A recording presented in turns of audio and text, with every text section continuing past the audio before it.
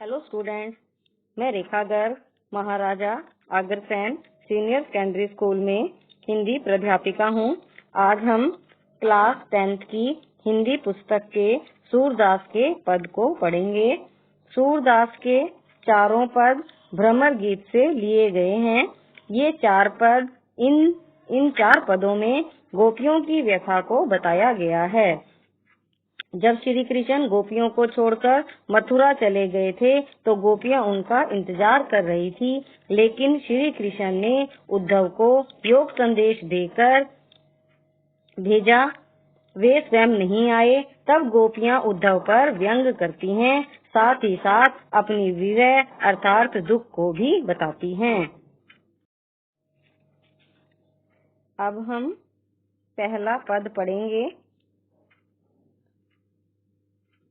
उधो तुम हो अति बड़भागी। जब श्री कृष्ण अपने मित्र उधो को भेजते हैं तो गोपियां हैं उस पर व्यंग करती हैं कि हे उधो, तुम हो अति बड़भागी, अति बहुत, बड़भागी भाग्यशाली, कि हे उधो तुम तो बहुत ही भाग्यशाली हो। अपरस रहत स्नेह तगात है। अपरस अछूता, रहत रहते हो, स्नेह प्रेम से, तगा धागा, नाहिन मन अनुरागी, नाहिन नाही अनुराग प्रेम। गोपियां कहती हैं कि तुमने कभी प्रेम की भावना को समझा ही नहीं। तुम सदा प्रेम के बंधन से दूर रहे हो। तुम्हारा मन किसी के प्रेम में डूबा ही नहीं। तुम श्री कृष्ण के समीप रहकर भी प्रेम के बंधन में नहीं बंधे। गोपियां उदाहरण देते हुए कहती हैं, पुरीनी पात रहत जल भीतर। पुरीनी पात कमल का पत्ता, जल भीतर जल के भीतर रहता है।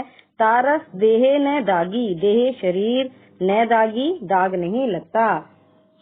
जिस प्रकार कमल का पत्ता सदा पानी में रहता है परंतु फिर भी उस पर पानी का दाग तक नहीं लगता, उस पर जल की बूंद नहीं ठहरती।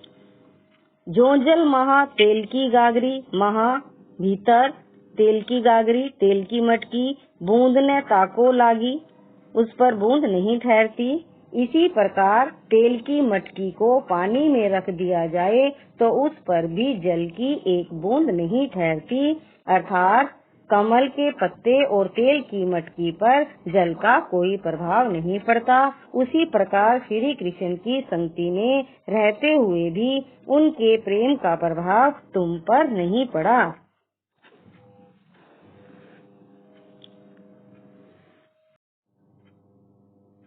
प्रीति नदी, प्रेम की नदी, पाओ पाँव, बोरियो डुबोया, दृष्टि ने रूप परागी, परागी करते हैं मुग्ध होना। अबला हम भोरी, भोरी भोली भाली, गुड़ गुड़, चाटी चीटियां, पागी लिपटना। इसमें गोपियां कहती हैं कि तुमने तो आज तक प्रेम की नदी में अपना पैर तक नहीं डुबोया। तुम्हारी दृष्टि किसी के रूप को देखकर उसमें कभी नहीं उलझी, किंतु हम तो भोली भाली अबलाएं हैं जो श्री कृष्ण के रूप सौंदर्य को देखकर उसमें उलझ गई। हम श्री कृष्ण के प्रेम में इस प्रकार लिप्त हैं जिस प्रकार चींटियां गुड़ पर लिपट जाती हैं और फिर उससे कभी नहीं छूट सकती, वहीं पर अपने प्राणों को त्याग देती हैं। अभी हमने पहले पद की व्याख्या की। एग्जाम में सलाह नहीं आते, काव्य सौंदर्य व भाव सौंदर्य का प्रश्न आता है और अर्थ ग्रहण संबंधी प्रश्न आते हैं जिसमें 1 मार्क्स के प्रश्न पूछे जाते हैं। तो अब यहाँ पर हम भाव सौंदर्य और काव्य सौंदर्य करेंगे। भाव सौंदर्य में हमें बहुत ज्यादा लाइनें नहीं लिखनी होती, 2 या 3 लाइनें ही लिखनी होती हैं। तो इस पद का भाव सौंदर्य होगा, प्रस्तुत पद में गोपियां उद्धव की प्रेमहीनता पर व्यंग करती हैं। उनका व्यंग है कि उद्धव भाग्यशाली न होकर बड़े अभागी हैं जो कृष्ण रूपी प्रेम और सौंदर्य के सागर तट पर रहते हुए भी उस आकर्षण और बंधन से हीन हैं, अर्थात उनके प्रेम में नहीं बंधे हैं। इसके बाद आता है हमारा काव्य सौंदर्य। काव्य सौंदर्य में पहले हम इसकी भाषा लिखेंगे की ब्रज भाषा का इसमें प्रयोग हुआ है। उसके बाद हम अलंकार बताएंगे। प्रीति नदी में पाउने बोरियो, यहाँ पर प्रीति नदी रूपक अलंकार है। गुर ज्यों की जो पागी, यहाँ पर ज्यों का प्रयोग हुआ है, जहाँ पर ज्यों आए वहाँ पर उत्प्रेक्षा अलंकार होता है।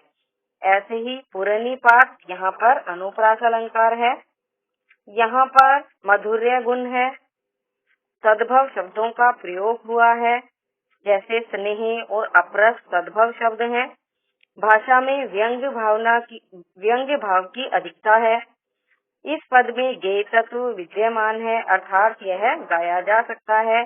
कोमल कांत पदावली का इसमें प्रयोग किया गया है। और अंत में हम लिखेंगे कि इसकी भाषा सरल सहज भाषा है।